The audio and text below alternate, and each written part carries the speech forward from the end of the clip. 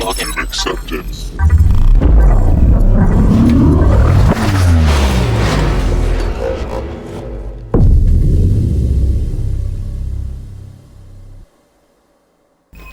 Welcome to week 4 Linux week. My name is Dylan. I'm going to be your presenter. I am the Linux lead for this season and last season. There's also a few other things that I am, but yeah, I'm lazy, so we'll skip that. So yeah, Linux week. Next week we'll be going over Windows sysadmin stuff, then review, take a week break because CPTC tryouts are happening, and then we'll go into CCDC tryouts. So we're almost reaching the halfway point. I guess this is the halfway point. I don't know. I'm not good at math, but yeah. So the agenda for today, we got Linux basics, Linux administration, services, and the firewall, because if you want to win in CCDC, these are going to be like the complete core of everything you need. It's literally all oriented around this, and having a degree of mastery over this is going to put you a cut above the rest, because a lot of teams still struggle with this. So everything we're going to be covering today is relevant to a degree. So starting off with Linux basics, what is Linux? Linux is not necessarily an operating system. It's the actual kernel itself. It's built upon something called Unix. There's a term called Unix-like, but essentially Linux is just a kernel that a lot of different operating systems utilize or implement. The term referred to these, or the term that these operating systems are referred to that implement Linux, are just like different flavors of Linux. So you got like Ubuntu on the left, Debian, then you got CentOS in the middle, Alpine to the right of that, and then Slackware. These each of these operating systems were something that we saw within last year's CCDC round, and they all have their own funny little quirks that make them not so funny. Getting used to working with a lot of different distribution / flavors of Linux is going to be pretty relevant to the competition. And why is Linux a thing? So not just in competition, but outside competition in the real world, Linux is utilized much more in much higher volume than Windows. I think, I don't know, some number I heard last year was like 98% of systems run on some Linux distro. Don't know how true that is. I haven't checked. I might have just made it up. But regardless, Linux is going to be very prevalent both in actual workplace and in CCDC, and CCDC usually accounts for like at least half of the systems that you're going to be seeing. The reason why it's used is it's a lot faster than Windows when it comes to hosting applications that clients are going to be dealing with, or backend applications that other applications depend on. And the reason why it's a lot faster is because it's much lighter weight. It just comes with a lot less bloat. You could probably run Linux on like you could run a Linux machine VM with like, I don't know, 30, no, not even 30, like maybe 20, 15 gigabytes of hard drive space and a quarter of the RAM that is going to be needed. Whereas compared to Windows just comes in with like a lot more built-in features that just make it a lot harder to have it do minimal tasks. And because it comes so small, so light, it's much more extensible than Windows. Majority of Linux stuff is also open source too, so that also contributes to the extensibility when the majority of things are documented. Whereas closed source operating systems, you got a billion undocumented features that people are having to reverse engineer to figure out how to work with. So Linux, it's just a better platform to be hosting a lot more applications / server stuff. Some quick vocabulary that you will hear a lot when working with Linux stuff. You got terminal, terminal emulator, shell, and kernel. These are often used to an extent interchangeably, but they all are technically different in some senses. So we'll be going over that in a bit. Firstly, on the left, this is an actual terminal. It's a physical like screen thing that you input your stuff into, but we don't deal with those older systems now. We actually have usable computers. And the computers that we have something called a terminal emulator. Sometimes you'll hear this referred to as like just the terminal, or like the command prompt, or something along the lines of that. It's just this little window over here. When you click terminal, it pops itself open. It's intended to emulate that functionality of those original terminals that existed. Within the terminal is something called a shell. This allows you to send your direct commands to the system. Wow, I clicked something and nothing moved. Cool. Anyways, the shell is somewhere between an application layer and the actual kernel. The kernel itself is a very low level software program thing that's intended to interface between higher level applications and the actual hardware running on the system. For example, applications need to have memory or RAM to actually run and perform tasks. They don't directly tap into the hardware and say, I need X kilobytes of RAM. They interface with a series of functions exported through the kernel to basically say, hey, I need some RAM. The kernel is gonna do that interfacing part between the hardware and the higher level applications. The shell is just something above, or what I've heard is described as wrapped around the kernel. It gives you a little more direct access to the functionality that the kernel exports, because you're able to run like commands directly through the shell, whereas applications are much more, you're limited to what the application is capable of doing. This is the file tree of Linux. In this case, this is the contents of what's called the root directory, or the slash. There's going to be a lot of roots when you refer to Linux, but the way the Linux directory structure or folder structure works is you have a directory at the top, this root directory, right? It has more directories within it that have more directories within them. Now there's a lot of directories, as you can see here. Compared to Windows, you just have like your C root, and then program files, system32, or program files, Windows, and then within Windows is like system32. There's a lot more in Linux's root directory. Some of the stuff here, like bin and sbin. So bin stands for binaries. These are going to be your executables.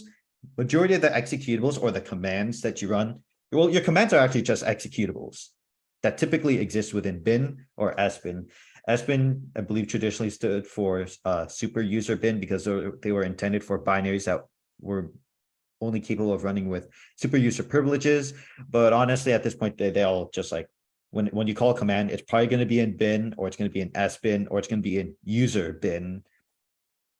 You have dev, which is going to contain like some hardware devices. Then you have etc, which a lot of us are just pronounced as etc. It's easy that way. So etc contains a lot of configurations for various programs, services, and software that are installed onto the host. Now, we'll be going more into services later, but essentially, if you're thinking of a configuration file for anything, it's probably in etc. I believe some people refer it to like everything config, so etc. Home is like the home directory. This is where, like, I mean, it's in the name. That's usually where your users will have their folders and files and stuff. So like if you have a username bruh, there might be a directory called user bruh. lib32, lib64, and probably libx32. These contain like libraries. These are essentially just the backend code for the majority of applications, since applications don't have all their code tied and bundled together. They have dependencies. These dependencies reside within lib. You have mount, which deals with like your drive mount, so for storage. Opt, I don't even know what this is used for. It's usually empty now. Root, like the actual word root, which exists in the root directory, that contains files and stuff typically only accessible by the root user or the admin user. More on that in a bit. And there's a bunch of other stuff that you can probably Google, but it's taking too much time now. So going through over all the funny roots. So the root user is going to be, everyone calls them root because that's the default name that comes on basically every single Linux distro. Is going to be your admin user. There's nothing actually special about root, except for the fact that it has something called UID 0, which is a property tied to that user. Essentially, it's numerical ID. By being UID 0, it's automatically admin privilege. More on that later. Then you have the root directory, which is going to be that slash, that // That's going to be, like I showed previously, all directories are going to branch off starting from that start of the file system. And then you have root's home directory, because as I was mentioning earlier, most users have their home directory within home. Root is special, root has root. Now we have file paths. So paths are essentially like it's the literal path to something. Now we have two types of paths, absolute paths and relative paths. Absolute paths start from the root directory because everything starts at the root, and then you have to work your way down to the path of whatever you're trying to work with. So in this case, if we look on the left-hand example, home/home user desktop, that's starting at the root directory, going to home, then going to user, and then desktop. It stops at desktop, and desktop is a directory within the user directories. So that's leaving us off at directory. var www HTML, that's starting at the root directory, going into var, then going into the www directory, and then going into HTML. This is, for reference, this is typically where a lot of default web servers will be serving web pages from. Then you have Etsy SSH SSHD config. Now it's a bit hard. We didn't clarify this well, so screw it, I'll just change that here. Let's just make this more readable. These are directories. Directories are typically indicated by the fact that they end off with a slash. Files do not end in a slash, so SSHD config is an actual file. Let's hope we don't start at the beginning. Oh, cool. Right. So these are full paths to directories, and at the bottom, these two are full paths to files. Then you have something called the relative path, because, typing everything from the root directory can be, my fingers don't like that. Well, your fingers might not like that. Mine are okay. They're going to be gone in 10 years, right? So the relative path is going to essentially be the path to whatever you want relative to where you are. So the ... just means directory above, because it's a bit, that's just how Linux does it. If you do ... you're referring to a directory above. If you're doing // you're referring to the current directory. So if you want to refer to a file that's within the current directory, you do // right? If you're referring to a directory within your current directory, it's weird. You could just type out its name, but then you have to put a slash at the end.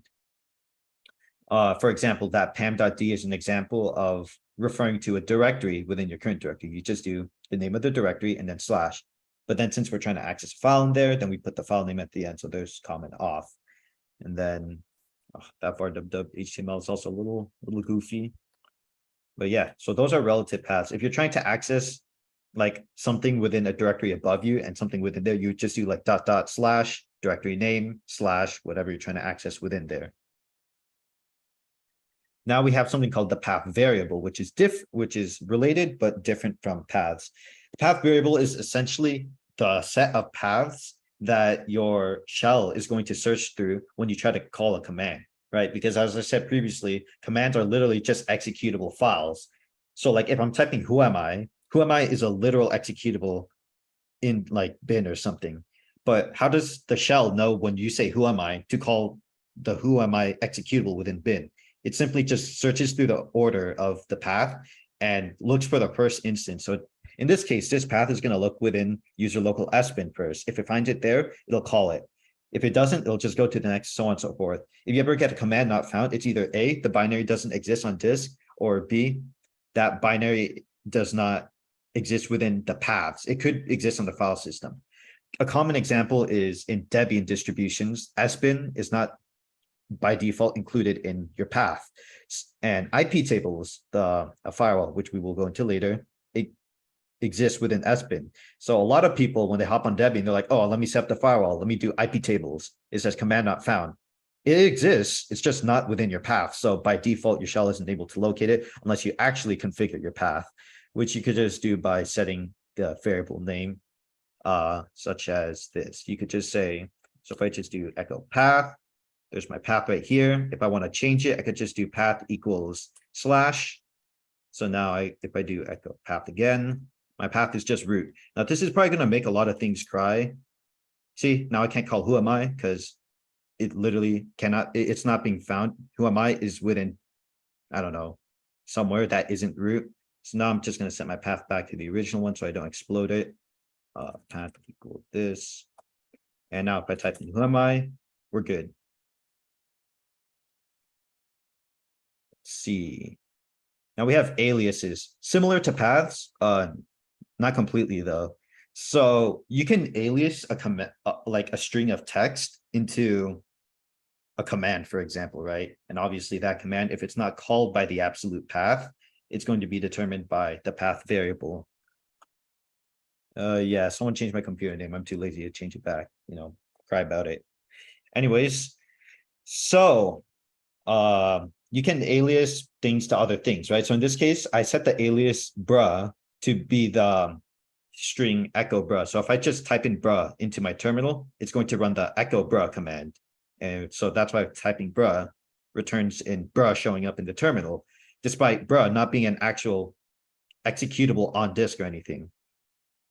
A lot of commands are sort of alias too. So like if you run ls on some Linux distros, it will show up with colors. By default, ls won't do that, but your shell configuration includes this alias exported by it. So like if I run ls right now, there's color, despite the fact that ls shouldn't run color. So if I try to do like, if I actually call ls directly rather than the alias, no color. And that's just because the alias provides the color flags for me. Now we have file permissions because files have permissions. The way it works is it goes by like this sort of like TET system, but I'll go out by the letters first. There's a grouping of like 3 letters, and then there's also sometimes a D in the front. The D in the front just says if it's this file is a directory or an actual just file. And then you have this set of permission classes over here. The first 3 letters are going to indicate the permissions regarding the user, or basically the person who owns this binary. So in this case, RWX means read, write, and executable in that order, right? So it's weird. You can own a binary, but you can also not be able to read it if the permission isn't there. Now you could just set that permission to the binary because you own it, but or not binary, the file. You could set the permission to the file to make it readable if it's not already readable by you. Then you have group. Group is something we'll be going to a bit, but groups are another set of, I guess, like a user class. So in Linux, you have both users and you have groups. Now, this set of permissions pertains to the groups. So maybe you don't own the file, so those permissions don't apply to you, but you're in the same group as the group owner or the primary group of that file, then these permissions would apply to you. And then there's just other, which is the permissions for everybody else. You have read, which is R, W, which is write, and execute. Now, these do have a numerical value associated with them, right? It goes on like a octal system. So in this case, execute would be the value 1, write would be the value 2, and read would be the value 4. So if you want to grant read, write, executable, you would sum those up, and that would be 7. So, and let's just say we're trying to do that for, oh wait, is it 4 or 5? I don't think this is read, write, execute. That's not right. Wait, that's crazy how, oh wait, oh no, wow, this is just a really confusing graphic. These things don't even, they aren't associated with each other, but okay, whatever. Moving forwards, anyway, so like read, write, executable would be 777 for each user class, because, or each permission class, I should say, because 7 is the summation of read, write, and executable. 777 would be read, write, executable for both, for all users, groups, and others. There's a lot of stuff going on in chat. Yeah, so this is like a really poor slide in hindsight. I made this at like 4 a.m., but the letters on the left are not associated with the values on the right. Each and every single one of these is independent. So let's just ignore everything on the left right here. Let's just focus on the numbers. 644, that would be read plus write, because read is 4 and 2 is write. So that 6 would mean read and write for the user or the owner. 4 would just be read, and since it's in the middle, that would mean read for the group. And that last 4 would apply to other, so that means read for others. So this would translate to it's read and writable by the owner of the file, it's readable by the group owner of the file, and it's readable by everyone else on the file system. And then you just have 7.7 here, which means everybody can read, write, and execute it. For context, executing means running it. Like if you're running a command, then you need execute privileges. And in the case of directories, it means being able to enter the directory. If you have read access on the directory, you could list what's in it. But if you don't have execute, then you cannot enter it. It's kind of weird, but that's just how it goes. There is a lot going on in chat, so I'm going to ignore that. Now, if you want to actually change the file permissions, typically you can only do this if you're either A, root, or B, you own the file, like you're the user owner. So you run the chmod command, right? So those numbers and letters I was showing you earlier, those are the arguments that you're going to pass into the chmod command to actually change the permissions of the file. And if you're root, you can, or you own a file, you could run the chown command to change who's the owner of the file. And this also includes changing the group owner of the file. So in this case, you would just do chown user : group, and there you, and then pass the file. There you go. So up here, oh wait, this is actually this is a better graphic. So if you run chmod 777 on file, you can see user, group, and everybody else has read, write, executable. If we do 775, user and group, wait, I should get that little funny laser pointer. Yeah, there we go. So we could see if we do 775 over here, that's going to provide read, write, executable to both users and group, but then the last one is just 5. So execute is 1, read is 4. So that sums up to just be 5. Then 755 would be read, write, execute per user, so on and so forth. The pattern holds, blah, blah, blah. So here's me changing permissions on a file. In this case, I'm making file 1 777. So read, write, executable by every single permission class. And I'm doing a plus rwx, which means also means every permission class gets read, write, executable. So then when I do an ls tac l to check the permissions on these files, I can see it's read, write, executable across all those user classes. Then let's just say I change it to 744 for file 1, right? It's not going to be read, write, executable for user, but only read only for everybody else and the group owner. And if I do chmod go plus r, that should mean what is it? I don't actually know why that didn't change in hindsight. Consequences of doing things at 4 a.m. Not my greatest decision. But yeah, moving on. Immutability. This is a hidden property that's tied to files. So while the permissions, if you run ls tac l, are very visible, they're just on the leftmost column over here. The mutability, or basically the ability of a file to be changed, is not visible through the ls command. You have to, mutability falls within another class called attributes, and there's a lot of different attributes. Mutability is just a more notorious one in CCDC, which is why we're covering it. If mutability is going to be the ability of a file to be changed, immutability would basically mean you cannot change a file. So you might have read access to a file, but if that file is not mutable, the write just will never go through, or it'll just say you can't do that. And this confuses a lot of people because, you know, you check the permissions like I can write to it, but no, it's immutable. The way you can actually list these attributes is through running a command called lsadder, which will show permissions. If you see an I there, that means it's immutable. This immutability flag can be applied through the chatter command or this change attribute plus I that will add the immutability flag. But you can actually remove that immutability flag by doing chatter minus I. So over here, if you run lsadder, you'll get this output that you can kind of see on this person on the left. So there's an I over there. That's what shows up when you run lsadder and on an immutable file. Then all you got to do is just do chatter minus I.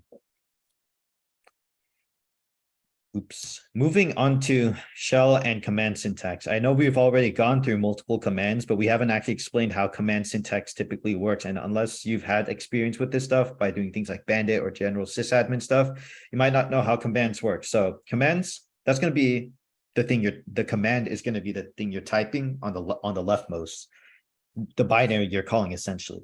Now, there's two types of things you can pass into a command. If you're having if you have a programming background, this is a little easier to understand. If not, that's totally okay. You have options and you have arguments.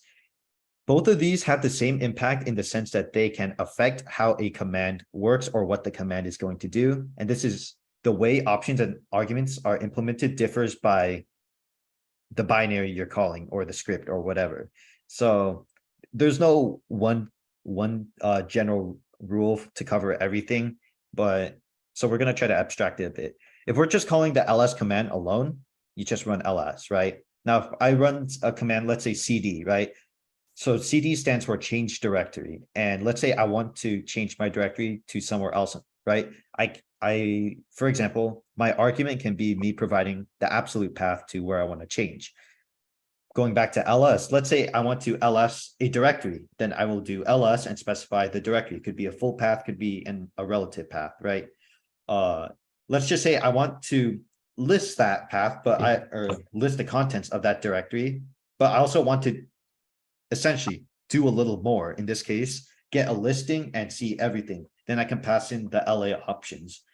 Like I said, these options differ a lot between the binary / command you're running and the arguments too. Sometimes you could put an option and the option itself takes an argument, or the option just works standalone. Sometimes the order matters, sometimes it doesn't. This is something you just get used to from just working in the terminal.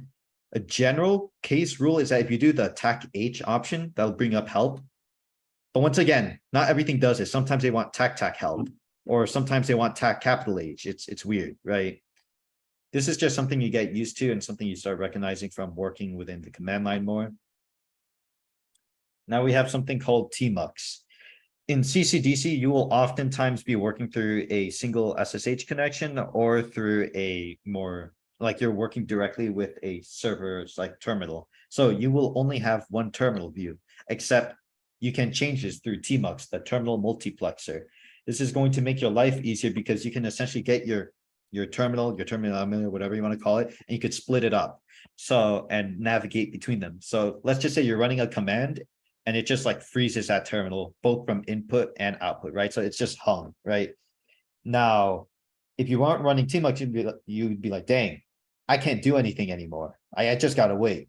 But the power of terminal multiplexing, you could be like, that's crazy. And you just move to a different terminal session, window, whatever you want to call it, and work around with that. So as an example, let's just say I'm already in a tmux session. Let's just say I run the netcat command and I listen on port 4444, right? My whole terminal is taken up. I can't do anything. I can't run. Like if I'm trying to multitask right now, I'm stuck. The power of tmux, I can just split a new terminal, do my stuff there. Very convenient, very cool, very gamer. And it's like super useful in CCDC when you need to be doing multiple things at once through multiple shells on different hosts from SSH connections and whatever. Here's a little cheat sheet for tmux. There's more of a reference slide, so you don't need to feel obligated to remember everything, and you probably honestly will. But in general, there's a prefix in tmux. The prefix is going to be control B.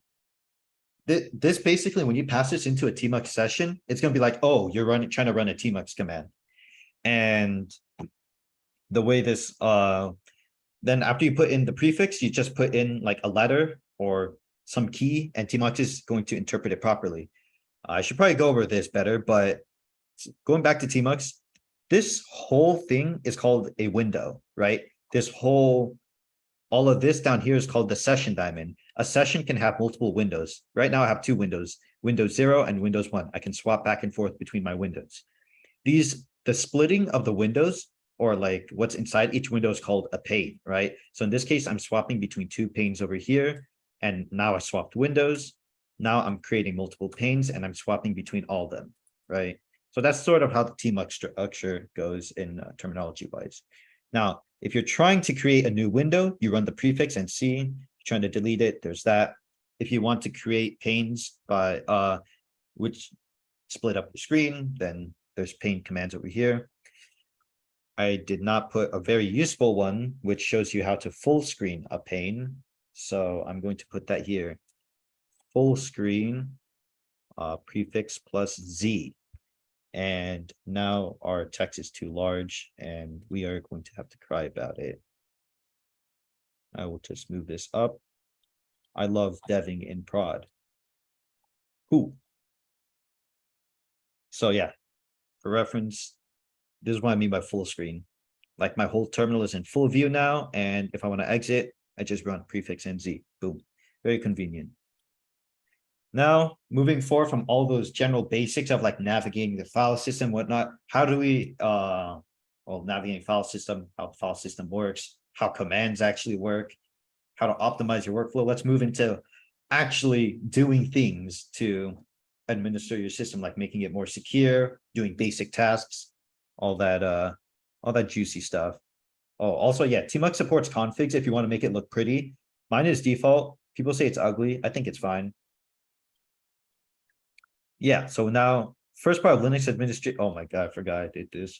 First part of Linux administration is your text editors, because if you're working in a terminal, right, you can't just pull up the homey notepad or on Mac, your notes thing or whatever that weird thing is, right? You gotta, you have no UI, at least for the most part, you won't have a UI in Linux. And if you do, you're a very lucky individual.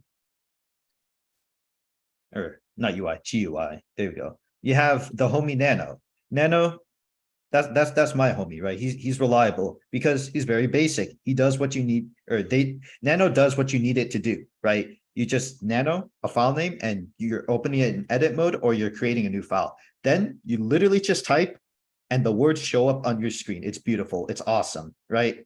And then if you need to exit, you just press Control X, you press Y, boom, you're gone. If you want to feel fancy, there's like two hotkeys that you can put in, right? For like, say, word searching or jumping to a different line, but it's very minimal. It's very basic. It's not actually installed by default mostly. This can vary depending on the operating system, but yeah. So let's just say I'm trying to nano something, right? Let's create a file really quickly. I will echo a string of text into temp bruh, and I will nano it, right? Wow, the text is there. I'm viewing my text. And then I could just type and press Control X save. It works. It is basic, it is cool, and it is very intuitive to use. Let's say I don't want to save it. I could just press Control X. Well, let's just say I do that, right? I don't want to save it. Control X and boom, I leave. Cool, right? Awesome. That's Nano. Then you have funny editor Vim, right? So Vim is like, what if you got your computer nerd who wanted to do cool things, right? And you put him in a text editor. Yeah, now you got like this thing, which has a lot of capabilities, is also notorious for keeping people stuck in it, because to use it, you have to memorize like a set of different macros and commands and all that other stuff. So in my case, let's say I try to Vim the previous file, right? I accidentally entered append mode, so now I'm actually typing. But normally, you let's see, how do I describe this? There's just a bunch of different macros, and you got to know a bunch of prefixes. And Vim's complicated. I don't like it. If you Vim a file, you have to use a certain sequence of keystrokes that aren't already present on the screen. So not a lot of people know that, so they end up just getting stuck in Vim. Haha, funny, right? So keep it brief. Vim a file to open it, just like Nano. It's not installed by default, but it's more minimal counterpart Vi, because Vim stands for Vi improved. Its minimal counterpart Vi is usually installed by default, and you could just Vi a file. It's customizable, has its own config file.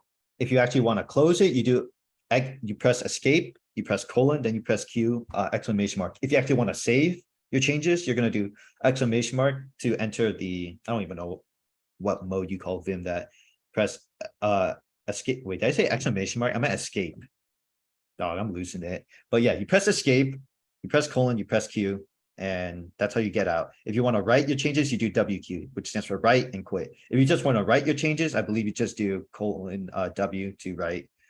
Yeah, there's a site called Vim Tutor if you actually want to learn it. It's been 2 years. I'm the Linux lead. I haven't learned how to use it. We ball with Nano. Yeah, Vim will do that. Oh yeah, command mode. Yeah, I get, yeah, that's what it's called. I don't know. Now we have user and permission management. So the way users and permissions work on Linux is you have. Oh, okay, yeah, no, those number ranges trip me out, but everything goes by an ID system, a numerical ID. Root is going to be, as I mentioned like 30 minutes ago, just 0, right? Anything that's UID 0 is going to be root. So you can have a user named anything you want. You could be called bruh, but if it's UID 0, it's admin immediate, right? Like full control over the whole file system and all that funny stuff. Well, sort of technically, not in the container, but not getting into that. Now if your group ID or your GID is 0, that means you're in the root group. So a lot of things are going to have a root permission class, root group permission class tied to it, but it's not as much privilege as being like UID 0 itself. Usually you mainly care about UID 0 because that makes your administrating everything so much, it makes your life so much easier. Then you have users which are greater than UID 999 typically, unless you're on a really old system, then that's going to be greater than 499. Basically anything 1000 or above, probably going to be a user, and 0 is just going to be an admin. Well, generally should only be root. If there's another UID 0, something funny is going on. Then you have your service accounts, or your daemon accounts, whatever you want to call them. And these are going to be the users. You can't actually log into them. Well, technically you can't really log into them. And these are usually the user context that services, which we will go into, run as. They run as a dedicated user, not as admin, which is nice because security. Windows could learn a thing about that. So, root stuff, yeah. To actually move yourself into root, you just run sudo su, which su stands for switch user. If you don't specify an argument, it's going to be root immediately. So there's like a slight difference between these two because you can move into root by just running su root and typing the root password, or you could type in sudo su. Sudo su will only work if you're in the sudo group or you have sudo privileges. These privileges come default with the wheel group on RHEL systems and on the sudo group for like Debian based systems. Now, if you're in that group, you can generally run sudo commands. You just need to provide the password of your current user. Whereas if you try to su directly to root, you're going to need to pass the password of root itself, which may not even have a password to it because, just doesn't.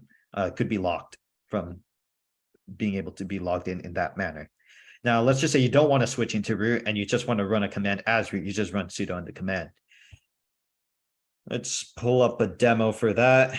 I'm stuck in Vim, so I'm going to just open a new window, right? Yeah, that's one way to escape Vim. You don't colon Q. You just make a new tmux pane, W. So I'm going to, let's say, su into, I think I have a user called bruh. Oh, okay, I do. That's awesome, right? So let's try to sudo su. Oh, I don't actually remember bruh's password. Let me set his password really quick. All right. Let's try to sudo su. I'm not in the sudo spell. And why am I not? I'm not in the sudo group and I have a default configuration. So none of these groups or user IDs are going to be in the sudo spell. It is possible to add it if you want more admin groups, although questionable advice, right? So I can't sudo su, but instead I can just su instead because I know the root password, right? So that's the other way. Now, generally, it's not a good idea, I would say, to have a root password and being able to SU into it, because then people, if they know the password, they can immediately hop in. Or as you could, if you force them to go through sudo, it arguably provides another security layer. This is subject to interpretation by each individual. I don't think there's an absolute answer to this, because I have debated on both sides. I used to think, oh, it's better to run everything through sudo, and then I will, on every system I'm on, I will just set a root password and switch into root, because I prefer that. It's probably a best practice, but in the case of CCDC, you can make an argument either or. Now, to actually add users to your system, because you don't want to be, just a single person on a system, there's two commands. There's add user and user add. Add user is basically user add, but kind of better, because it will add the user.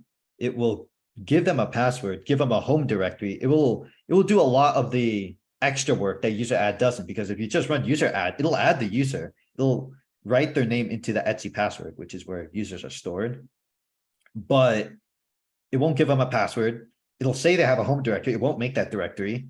And overall, it's kind of goofy. User add also, if you want to set the password, you have to like pass it in, like you have to like pipe it in plain text, or you could encrypt it and then pass it. It's weird. It's user add is easy to work with if you're like scripting. And I believe you can also script add user. Once again, you can make the argument either or. You can have the minimal implementation, or you can have the one that does like a lot of the work for you and whatnot. There probably are ways to script both. I've only scripted user add because it's convenient. So over here, add user, you can see, well, also because adding a user makes an entry into the Etsy password file, you have to do this as root. This guy's not root. This guy's also not UID 0 admin, whatever, right? So they're going to have to run sudo to switch into a UID 0 context, and then run add user so they can actually add the user. In this case, they're adding a user called username, then group, blah, blah, blah. They create the directory, copy some files over, and it does a lot of the work for you. It's pretty cool. Here's me doing user add, right? I just do user add and it's immediately added, right? User add bruh is added. It's Etsy password says bruh has the home directory home bruh. That doesn't actually exist. If I read the bottom entry of the Etsy shadow, which is where passwords are now generally stored, there's an exclamation mark because that account doesn't have a password. It's locked. Oh, that's why I had to change the password. Oh, I forgot. Yeah, my host name. Yeah, I'm too lazy to change that. So now we know how to add users and how user IDs work. How do we actually manage them, right? There's no group policy on Linux. You just have user mod and ID. Well, ID is the command I ran earlier to show my the various IDs. Linux has a bunch of IDs, UIDs, GIDs, EIDs, AUIDs, whatever, right? For the most part, all we really need to know is UID, which stands for user ID, and group ID, right?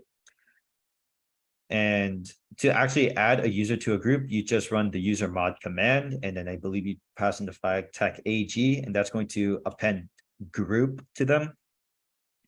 Linux groups are very simple. There's just a name, an ID associated, and you could just slap users into there. You can also modify the Etsy group file directly if you want to add users to a group like that. It's all up to your personal preference. And then for password management, you have password, which is what I just ran previously. It will prompt you for a password to change if you're trying to change the password of the user. If you're trying to change your own password, I believe you need to know your own password beforehand. I don't recall, and I also kind of forgot. Then you have CH password, which is the more scriptable version. And the reason why it's more scriptable is because you pass the password on in plain text through the command line and then just pipe it to like add user. So obviously there's security implications for this, because if you're running CH password, your password's going to be in plain text. So it's going to show up on your terminal and it's going to be logged into the history file. So if someone scrapes through your history, sees you run CH password, now they have password. But it's also easy to use, So once again, that debate between, security and B, I just want to get this done quickly because they're in CCDC, they'll be in your box in like 5 minutes or 2 minutes or before you even sit down, right? So it's up to you how you want to handle that sort of situation. Can make the argument either for security versus convenience. Yeah, that's exactly what it is. For enterprise best practices, probably don't use each password. For CCDC, where you need to change everyone's password because they probably already have them, you might want to run Sage password real quick and clear your history file. Now we have the holy trinity of user management.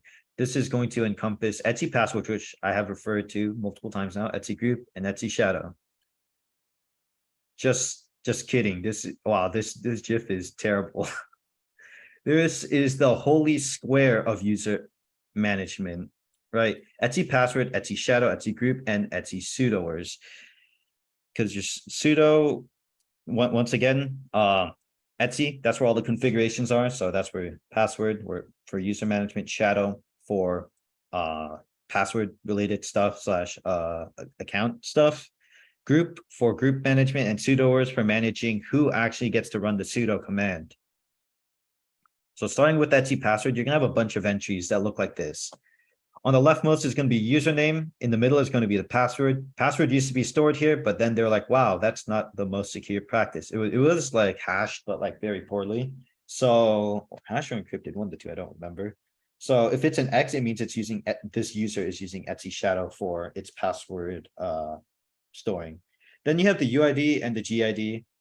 As I've already said, those are just the numbers associated with the account. If it's 0, it's very privileged. If it's not, who cares? And if it's above 1,000, probably a user. But that's just a practice and not actually a hard restriction. You can have a comment tied to the user. Then afterwards is going to be the home directory. So that's just your home directory and the type of shell they're using, because there's multiple shells in the system, and a lot of the server/daemon accounts do not actually have a usable shell. It'll be something like no login or something like that. For Etsy group, similar case, you have the group name on the left. In the middle is going to be like there used to be a thing called I believe it's still a thing, group passwords, but it's mostly it's not something very practiced. So you can kind of just ignore the X. If there's actually something there, that's kind of funny. Afterwards, you have the group ID. So in this case, the Oracle group is GID 1000, and then you have a comma separated list of the actual users who are within this group. So you can technically just add someone to a group by writing their name into a bunch of these Etsy group entries. Arguably not best practice, but it's an alternative. Now you have Etsy shadow on the leftmost, the username. In the mid, after that, a password hash. Generally, there's different hashing algorithms for these password hashes. This one's like use $1. There's also a hash that starts with $6. I don't remember the encryption algorithm. I believe that whatever $6 is, something like Blowfish, I think, or Shadow Crypt. I don't know, something like that. Those ones are very secure and they take ages to crack through. And then on the right, you have some more information that I am too lazy to get into, so you can just read that later. Now you have Etsy sudoers. This is a juicy file.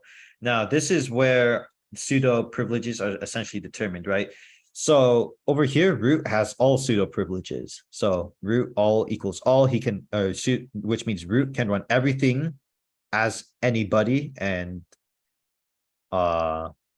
root can run under any context with any binary.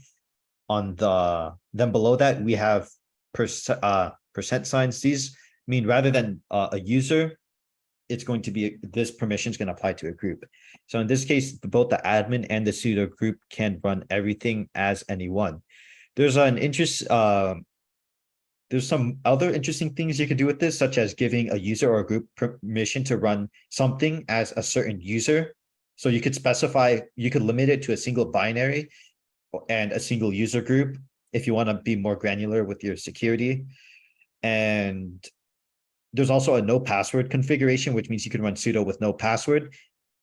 Not advisable, because that just means they're one sudo su away from popping root, unless you delegated a specific binary that they can call with that no password, or a specific user, whatever the case is. And an interesting thing that not everybody will look into is this bottom comment called include.dir etsy sudoers.d. So in Etsy sudoers, this is like the primary config, but it also reads into the configs that are located within the Etsy sudoers.d directory. So in CCDC, what they like to do is sneak in a few insecure entries, right? The normal Etsy sudoers looks fine, but in sudoers.d, there's going to be some little goofy going on in there. So making sure you're a little more thorough with your checks is ideal. Now to actually edit this file, you can just run nano, but it says at the top it must be edited with visudo. It doesn't. You could just use nano or vim, but it's advisable to use visudo because visudo will sort of, what you call it, like, what was the term, lint it? It will essentially double check that your changes to the config are syntactically correct. Because if it's not and you accidentally bork something, GG, right? No more running sudo. It'll say, oh, I'm crying about this syntax error. It's like, dang, that's crazy. I can't sudo anymore and I'm not root because I was calling sudo. So now I'm stuck. But when you run visudo, it's like, oh, okay, let me double check these changes and they're not valid, cry about it, right? Or if it validates them, then the write will actually be done. Cool. Now you got packages, PAM, and other goofy stuff. God, these slides are terrible. So different distros, different package managers, love to see it, right? Your Debian base, so Debian, Ubuntu, and whatever, right? You love PAM? Yeah, Bryce. I can't see that. Okay, so Debian-based package management, you have apt, right? Apt update, that's gonna update your the way packages work. Before I even go into these commands, the ways packages work, you have a cache of repositories because these packages come from online repositories that you have to pull from. The cache of or essentially the listing of these directories, if you run apt update, it'll update them. So then in your system knows to look for the most updated links, so it gets the most updated packages. Then once you after you update, you can run upgrade, which is going to install the latest versions of all the packages that you have on your system. If you just run apt install, it'll install the package. If you already have the package and there's a newer version within your package cache, then it's going to download that one. Then you have purge and remove. To my awareness, removes a package, purges anything related to that package too. So it's a little different. So like if I remove something, right, the config might still be left over on the file system. If I purge it, to my awareness, that config goes and disappears too. I personally just do purge all the time. I believe you can make an argument why that might be a good or bad practice, but currently nothing bad has happened to me. So there's my testimony. You want to go to the gym? Yeah, No. We're going like in a bit, so. why are we doing it a bit? Oh, cool. So now we have sorry, just I'm easily distracted. Now we got rel-based systems, right? Your Red Hat systems. So this is gonna be your CentOS, your Red Hat, your Fedora, something like that, right? These rel-based systems use something called Yum. Pretty similar to apt, just with Yum instead, and like maybe a word or two that's different, right? And now you have your other distributions, which I like to call as the ones which will cause pain and suffering, because these are the non-mainstream ones. So documentation, a lot more sparse, right? So you have APK for Alpine, and you have Pacman for at least what, Arch? I'm pretty sure Arch, although I think you could also make Arch use a different package manager. Then you have Solaris, which uses something Solaris E, right? Which yeah, no, we don't talk about Solaris in general. If it's after Yum, right, it's Debian, rel, easy to work with. Everything else, cry about it. Moving on to PAM. PAM stands for the pluggable authentication module. PAM consists of a series of configuration files and actual modules, like, how do I say, it's like programs. You don't run these programs. They're binaries on disk, but they're not executable. They're just used by the operating system itself. So the actual term for in Linux is shared objects. So it's a series of shared objects, so code that the operating system uses, and configurations that determine how authentication sort of works, right? It stands for pluggable authentication module, manages authentication, whatever. the best way to describe it is it works normally, and there are ways to make it do a lot of unintended features. It is a common target for backdoors, right?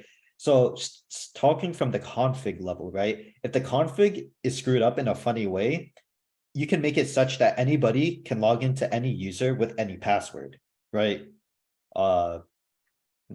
Maybe I could do a little demo on that. Nano Etsy pam.d common off. Well, if I just list Etsy pam, there's a bunch of stuff going on in here, and I don't know everything. I just know this one particular one that is a very funny one to target that CCDC seems to like, and CCDC alumni also seem to like. Oh, there seems to be a lot of crying involved in Linux. Yeah, when you try to be minimal, I like Windows. It gives me everything I need. Also like it gives me like 15 threat actors on my host machine and 15 different families of malware. But who doesn't like a group of friends? Linux, there's nothing. There's just very little, very pain and suffering, right? It's part of the process. So in PAM, this is like what a default config might look like for the common auth file, right? I don't exactly remember how this exactly goes, but there are each of these is like a series of checks. A success results in a 1, or basically it's going to skip a line where a default it ignores, it's going to move down 1. If I move this default ignore into a 1, it's going to perform the same behavior as a success. In this case, this I believe this PAM Unix SO is going to be the password check, right? So if it's a password check and it's a success, it's going to skip this deny module and it's going to go to the permit module. If I change the default behavior, which is going to happen when it's not a success, aka when your password fails, if I change this default into a 1, it's going to perform the same action as a success, thus permitting me into logging in. Not ideal from a security standpoint, but if you're like me and you don't remember your password, it's a very easy way to backdoor your system and easily regain admin privileges when you forgot your password for the 14th time in a week. So yeah, that's PAM. Making sure the config is fine. There's ways to actually fix the configs. You can do like for Debian base, it's like PAM PAM off update or something like that, and that's going to it's essentially going to reset the changes to your config back to the defaults, which work. I believe on RHEL it's like auth config update all. I've had mixed success with this one. I don't actually remember if it actually fixes the problem, but from what I recall being taught, and when it does work, it's essentially the equivalent of PAM auth update. If your modules are backdoored, yeah, have fun. I mean, you could probably just reinstall like the PAM packages from source, or like pull your repository. It's not something I personally run into, and it's a problem that you could address theoretically, but in practice, it's not something that I directly know. I know like the absolute solution to. It's also a little tougher because if you do like a PAM auth update to fix your config, that won't fix your modules. So you're like, oh, I fixed the config, except no, the module's backdoored. And module backdooring is something that has been present in CCDC before. Yeah, Mr. Jaden Saipat person, thank you for the advice. I will forget that, but need to remember that. Yeah, reinstalling those modules is going to be important if they've been backdoored, because it does happen. They like CCDC red teamers, if they get root access, they might drop a PAM backdoor that's like, oh, every time you log in, also send that plain text password over the network to their attacker server, so then they could just read all the passwords and the usernames. So you might be changing your passwords, but then the moment you auth to something, it's like, oh, funny, your password's mine, right? Not very funny for the blue teamer. Some more Linux tips and tricks, just like my TMUX slide. This is going to be more of a reference sheet. I'm not going to be going over every of these because there's just a bunch of terminology, a bunch of small little tiny funny commands that I'm not going to spend 15 years going over, but I suggest you reading over, playing around with some of these. I don't remember all of these either, maybe only like a third of this. Let's go into services now. Oh, well, it's only been an hour. Keeping on pace. Cool. So services, there are a lot of services on Linux because Linux, like I said at the first slide, very minimal, very fast, very extensible, very easy to deploy, blah, blah, blah. So it is a popular host of services that don't require built-in Microsoft Enterprise goofiness. So we have web servers, the open source ones like Apache, Nginx, Tomcat, at least not the premium versions of those. Those are going to be common web servers on Linux. Your databases, you got your SQL ones, and you got your NoSQL, funny MongoDB ones, mail servers to send or receive emails, FTP servers to transfer files, DNS servers to resolve names to IPs, and then VPN servers to do VPN stuff. But what actually are services? Let's see if I remember how to do this analogy. Services are something Burger King, right? Cool. That's why there's a burger here, right? Your host machine, your Linux machine is going to be like, there's going to be something like the Burger King, right? It's going to host a service, in this case, burgers. Client or the customer is going to consume those burgers or what those services provide. All right, so that means Burger King is a service, the burger is whatever it's providing, and the client just takes the burger. Yeah, cool. Something like that. So in this case, a web server, right? Let's say your Burger King is a web server. That's terrible. Let's just say you have a web server, right? The burger is going to be a web page because the client gets web pages from the web server. Let's say it's a database. The client is going to get data from the database. And in this case, the client might be another backend application, could be, yeah, it's probably just going to be another application. You have a mail server that's going to serve mail, either sending it or receiving it. Then you're going to have a FTP server, which serves files. I've already gone through this. DNS servers, they serve records that the client will use to resolve names to IPs or IPs to names or other things. And then you have a VPN server, which serves encrypted traffic and access to other networks that are accessible to the VPN. Oh, actually, here's the analogy. Cool. So in the kitchen, you have raw ingredients, then you make the burger, then you serve the burger. I talked about the serving part. I didn't talk about the first two parts. We just went from Burger King to burger, right? Let's talk about the raw ingredients and actually making the burger. So the raw ingredients are going to be the package that you're installing, right? The package itself is just everything, right? When you actually install a package through apt and yum, it's going to do a lot of the installation process for you. But if you just look at the package as a raw file, it's going to have your raw ingredients. Within the package are going to be the service route and configurations, so then the service can actually run, right? This is the part where you're putting these raw ingredients together to get something out of it.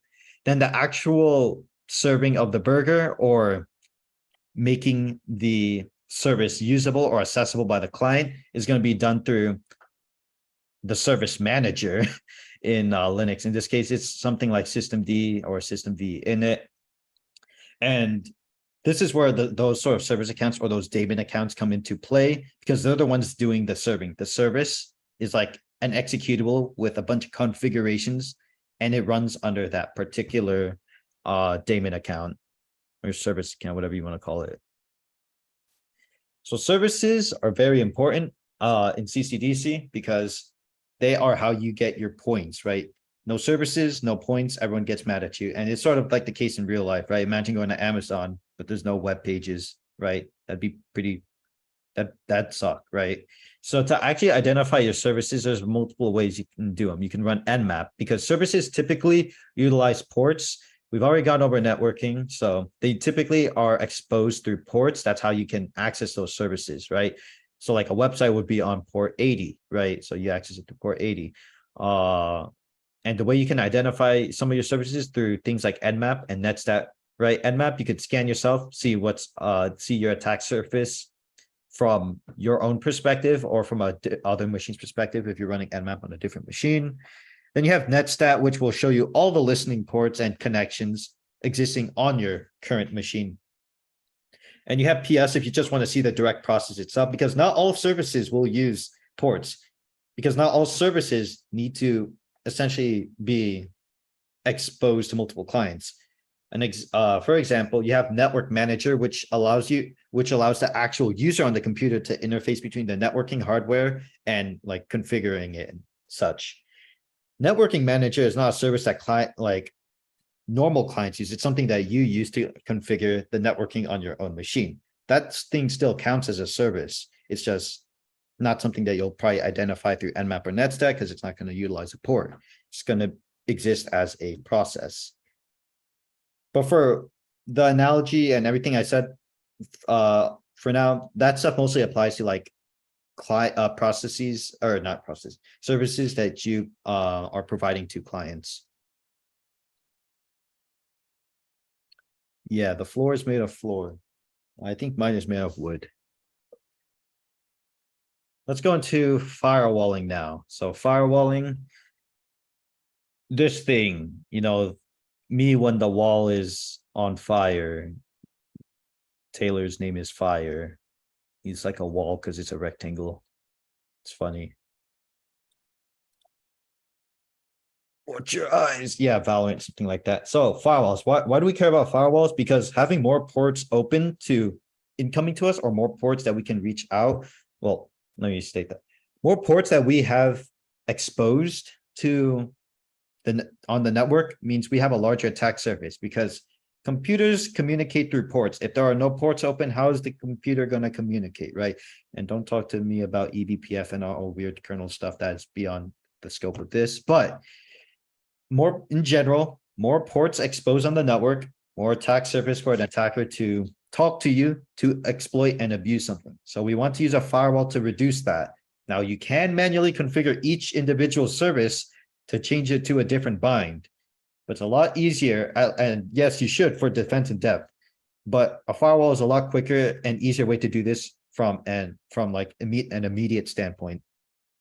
Firewalls should generally operate with something called the implicit denial principle, aka you're gonna block by default and only allow the things that you want, right? You don't want it's what they call that stuff in security, principle of least privilege. You want to only utilize what you need, right? In this case, you only want to allow access to what the network needs, right? So you can have multiple ports, but they don't need to access to the whole network, maybe just one machine. So you only grant access to that port to that one machine, right? It's also important. A lot of people think of firewalls from just an ingress or inbound perspective this way, right? But it's also important to consider the egress firewall, right? Traffic going out. You have to be careful with the traffic you let out because by default, firewalls will let you just talk to everybody out there, right? Well, attackers are out there, right? So let's just say even with a reduced attack surface, they've managed to exploit it, right? You have no egress firewall. The attacker is free to use your exploit machine to talk to their server very free. So you also want to consider that egress firewall. In CCDC, it's pretty good idea to have a strong egress firewall. In our case, do we really need the internet, right? You installed your packages, you've done your Googling, right? You're not Googling right now. Who needs the internet? Just drop all outbound connections, right? So no firewall, or not no firewall, no internet access, right? And this is something that, to my awareness, enterprises actually do for specific systems. Like if they don't need internet, right? If there's a person, if humans aren't operating the system, doesn't need Google, doesn't need, and it's not using like cloud-based stuff. I don't know, no internet's needed. Just block it, right? Significantly reduces your attack surface to those threats existing on the outside. So for do you like audit D or eBPF? No. All right, moving on. Let's talk about IP tables, right? We are going to IP tables because UFW is mid. And if you agree, and IP tables is based on being good and effective. Now, you can argue IP tables is outdated because there's that X table is something, or there's some new thing, but we keep it classic. We use the old one because in CCDC, you also get old operating systems. So you're going to need to learn how to configure something that exists within all that old stuff. Also, IP tables generally comes by default, right? UFW is a Python wrapper on top of IP tables. So we're going to stick with the core stuff. We're going to keep it we're going to keep it, at a base level. So the way IP tables work is you're going to have a table, right? This table has multiple chains. These chains are going to have rules and a default policy tied to them. The best way I can describe it, our chains are going to be like a state of traffic, right? And it's a bit weird because IP tables has multiple tables, right? It does more than just firewalling, but we're only going to focus on the firewall aspect. So honestly, let's just ignore the table part and just look at the chains, right? Chains are going to be a state of traffic. And in this case, for the default table called the filter table, the chains are going to be for inbound traffic, outbound traffic, and forwarded traffic, right? You have rules, which basically mean if traffic matches this specific state within the chain, right? So let's just say something is coming inbound on port 80. You can make a rule for inbound on the inbound chain and match things to traffic coming on port 80. Then you have a default policy which gets applied when no rules match up, because we like to keep it principal least privilege, whatever. This default policy generally is going to be a deny, although you don't want to put a deny rule first, because you put a deny rule first before putting allow rules, and now you lock yourself out of all remote connections. So if you're SSHing in the machine, cry about it. No more SSH. It is blocked. So let's go over an IP tables, some more of it. So the filter table, the default ones, as I was saying earlier, 3 chains: input, output, and forward, right? If you want to set your default policy, you could do TAC policy, or you could do TAC capital P.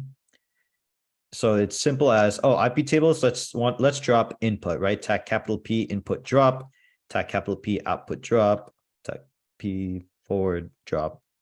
IP tables likes caps. If you want to flush your rules, and keep in mind, this only applies to rules. You do TAC F, right? This is going to remove all the rules that you applied, but it won't change the default policy. So if you flush your rules and you didn't set your default policy to an allow, you just locked yourself out again. Definitely has not happened to me, like on multiple occasions. If you want to list your rules, you do TAC L. Sometimes it's going to try to do DNS resolution if you've put IP addresses, and if you've blocked DNS or blocked outbound, right? So it's not able to resolve those names, it's going to hang. So adding a TAC capital N is going to be very helpful for making it the rules list faster. Yeah, red team can't get in if you can't. And that's exactly what I did, right? Think about it. If your service, if your service is just a web server and it's only, it's a static web page, it doesn't use any data pulled remotely. It literally exists to serve the files that exist on the system and nothing more. You don't need access to it. Just block SSH, just block everything, just only allow port 80. It doesn't need internet because it's not pulling to the internet. So don't allow it to go outbound. Literally only allow 80 inbound so someone can access it, and allow establish related, which I'll be going into, or essentially responsive communications. And boom, all they can do is access your web server and do nothing else. W. That's the CCDC mentality. Probably don't want to do this on a production environment. If only DDoSing was in scope. Cry about it. Wait until I make a drop rule for funny packets. Anyways. Why did all of our services go down? My bad, guys. The database had a drop all inbound rule. That killed 15 services. My B. Oh, I've also locked myself access out of it. We're going to need a revert on the database. Average CCDC things. Anyways, let's go over some actual rules now and try to make IP tables make more sense, because up until this point, it's probably just a bunch of fancy words, right? So let's assume there's already actually, no, let's just ignore any default policy. Let's just make an allow rule that allows input on port 80. You do TAC A to append to a chain. Then you list the chain. In this case, the chain is, where'd my funny little laser pointer go? I missed that thing. Cool. All right. So you just do TAC capital A input, right? This is going to be saying, hey, I want to append a rule to the input chain. You're going to do TAC P TCP. This means the protocol that this rule is going to match for is, oops, TCP. Then you do TAC-TAC-D port because you don't want to do all the TCP ports. You just want to do one particular port, right? There is a way to do multiple ports. That's an exercise for the viewer. And then you do TAC-TAC-D port 80, which means, okay, TCP ports coming within the input chain, or essentially TCP traffic coming in on port 80 is going to be accepted. This J stands for jump. I don't know why it stands for jump. You can essentially think of it as the action, right? In this case, the action that happens to traffic that matches this rule is accept. If you want to be one of those fancy guys, you can make your jump to another chain. I don't do that. That sounds complicated, but that's what Docker and Kubernetes does, right? They do a bunch of weird setup. Let's make a default policy to drop all traffic, right? You just do tag capital P and put drop. Now everything's being dropped. Hopefully you put an accept rule because everything's going to cry. Now, here's one thing. IP tables is like, is not really stateful by default.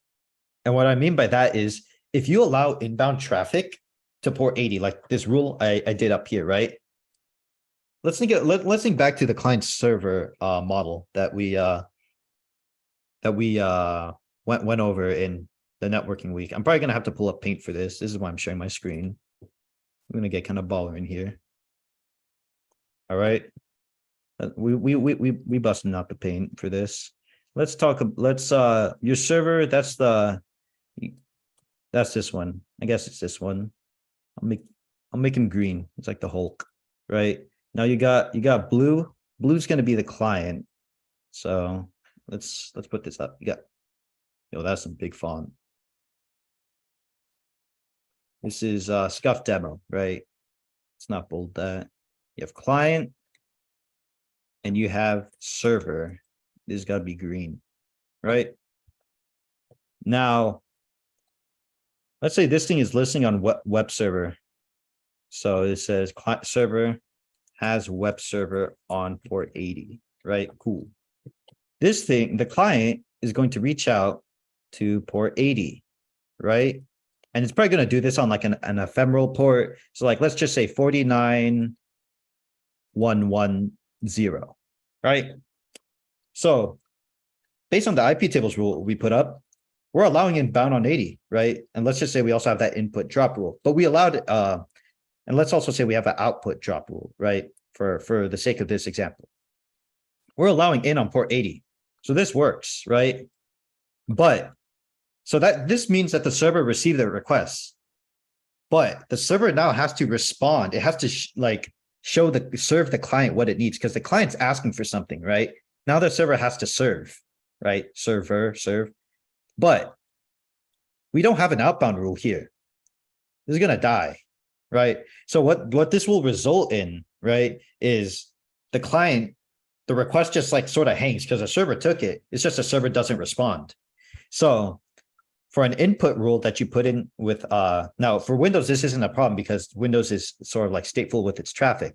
But because IP tables isn't stateful, right? It cannot associate this responsive connection with that initial connection that came in, right?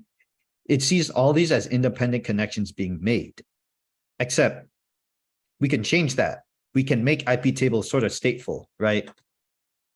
We can, this is through something called the contract module, essentially connection tracking, aka being stateful, right? So what we can do, right, is we can do a very generic blanket rule for everything. We say for output, traffic going out of our server, right? If it's TCP and based on the contract module, if it's established or related traffic, we accept it, right? This initial traffic over here, this is considered like new inbound, right? It's the first packet coming into the server. Therefore, it's input that's new. This response that the server is going to make, falls under the classification of established/related. It's one of the two. They always seem to come in pairs, right? I believe it's established, right? So established traffic is essentially any traffic that is gonna flow after an initial communication is made, right? So in this case, this is our initial communication up here. And anything that happens back and forth from this point is going to be our established related. Now we put a blanket rule to allow 80 in, right? So let's just say our response somehow went out. The client can still communicate on 80 and keep sending traffic there, right? Because we've allowed a blanket input 80 rule. But we don't have an established related rule, at least not yet. So our response can't be made to that initial request coming in. By putting this established related rule out here, we can do essentially those responsive connections, right? We can respond. This is going to provide us several advantages if we have an input or output drop rule, which is a practice that I like to do. So specifically because if we're a web server that doesn't need internet, right? And we've already set outbound rules to all the databases that we need to pull information from. And since we don't need internet, we should just block all the rest of the outbound, right? Now, how are we going to respond to the clients that are attempting to access our web pages, right? We put this responsive communication rule. The advantage that this provides us is when a web server is exploited for remote code execution, right? Let's just say there's a web shell, right? And an attacker sends a malicious inbound request that says, run this command. That command is going to run, and let's just say it's a reverse shell. So it's going to try to connect back to the attacker and give them remote access of our server. That's going to open a new connection. But since we're blocking all connections, that connection will never go through. Their reverse shell is going to die. Their beacon not going to talk to us, right? And that's very convenient for us because that makes it significantly harder for attackers to maintain consistent remote control of our systems. And then by adding this related established rule, or this essentially responsive communication rule, we can still functionally exist. We can still perform our functionality and get points in CCDC. And then what do you call it? What the heck is this bottom rule? That thing is kind of capped, not gonna lie.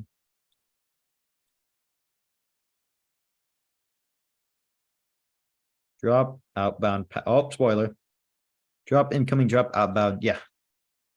So essentially, going over all of these rules one more time, as to prove why IP tables is so beautiful, is because you get to work and set your firewall rules very granularly. You get to have like a significant degree of control over them to the point where you can allow traffic in, you can allow very specific traffic out, matching like specific what do you call it, connection states, right? So like the combination of these four rules is only our web server is going to be accessible inbound, right?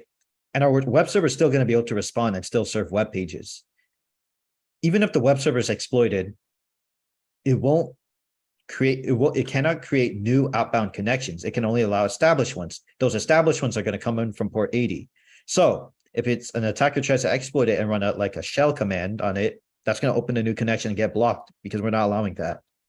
So IP tables is very based, very baller. Yeah, that about cuts it for all that stuff. That was an hour and a half, so I hope you didn't fall asleep. And if you did, you're going to continue falling asleep because now we have lap time. In the spirit of the pain and suffering that Bryce has caused me 2 years ago when I was trying out for CCDC, I've decided to inflict the same thing upon you all. You will now have a troubleshooting lab where you have a machine and it exists, but it is being very funny. Here is the list of funnies. We need you to fix these. But you don't actually have access to these machines. So I need to email the creds out. So yeah, so we have a lab now. Fix the machine, right? The problems are directly listed. All we need you to do is like document your text, right? Snippets, screenshots. Keep this sort of business professional as you would like an inject, sort of like how we did inject week, right? So make it readable, make it pretty. Use, don't say, bro, this thing borked, right? Give a more thorough explanation, right? Take into consideration your audience, right? You can imagine you're talking to like a team of sysadmins, like, oh, okay, here was the problem. Here's how I fixed it. Throw in your steps, all that good stuff, something. Link resources if you use them, all that good stuff. But to do this, we need the sign-in link. So I will pull up the sign-in link again. So then you guys could drop your emails and I will email creds and you guys will start balling, hopefully. I'll put you guys into breakout rooms. I strongly suggest working together because I know for damn sure if I was doing this on my own, when I started, I would explode, and exploding is most definitely not ideal for this sort of situation. So yeah, here's the sign-in link. Toss your cred. Bruh. So toss your toss your email in there. I'll email creds in a bit and y'all can get started. But until then, we will take a 10-minute break because y'all was probably already sleeping already. So yeah, I'll catch y'all back at 4:40 and I'll email creds out by then. Peace.